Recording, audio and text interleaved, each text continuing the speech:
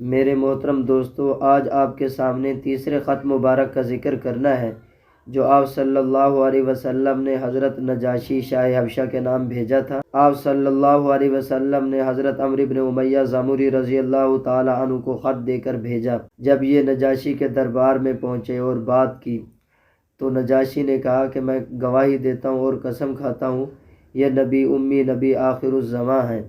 ہم انتظار کر رہے تھے جیسے موسیٰ علیہ السلام نے راکب الحمار یعنی دراز گوشت پر سواری کرنے والے عیسیٰ علیہ السلام کی بشارت دی تھی، اسی طرح حضرت عیسیٰ علیہ السلام نے راکب الجمل یعنی اونٹ پر سواری کرنے والے محمد مصطفیٰ احمد مجتبیٰ صلی اللہ علیہ وسلم کی بشارت دی۔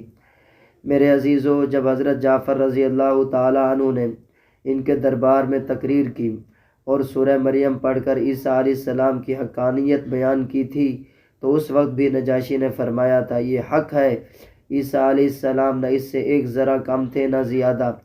تخت سے نیچے اتر آیا اور آپ صلی اللہ علیہ وسلم کا خط مبارک جو تھا اس کو چوما اور آنکھوں پر لگایا اور زمین پر بیٹھ گیا، کلمہ شہادت پڑھا اور مسلمان ہو گئے۔ آپ صلی اللہ علیہ وسلم کے خط کا جواب دیا، اپنے بیٹے سمیت 60 آدمی ایک کشتی میں سوار کر کے بھیجے لیکن کشتی غرق ہو گئی۔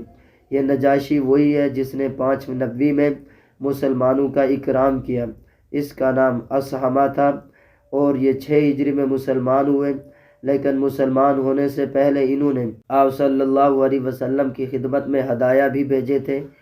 ان ہدایہ میں ایک قمیص، ایک شلوار، ایک چادر اور 2 موزے تھے اور ایک باندی تھی ام حبیبہ بنت ابی سفیان رضی اللہ عنہا۔ فرمایا یہ آپ کے دین پر ہے۔ آپ صلی اللہ علیہ وسلم نے ان کے ہدایہ قبول کیے۔ پھر 6 ہجری میں یہ مسلمان ہوئے اور 9 ہجری میں ان کی وفات ہوئی۔